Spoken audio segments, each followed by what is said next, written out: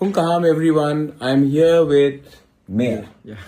Mayor is a young boy and Mayor has come today to meet me with his father right here.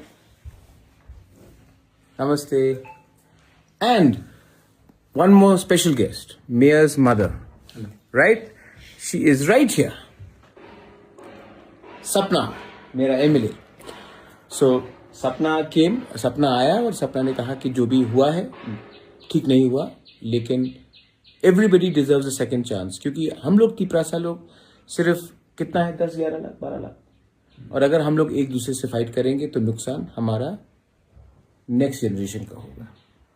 तो अगर next generation को अच्छा example देना है तो इलेक्शन खत्म हो चुका है, सबको एक सेकंड चांस मिलना चाहिए और प्यार से हम लोग एक संग आगे बढ़ के हम लोग we will fight and make our Tiprasa accord and our Thansa more successful.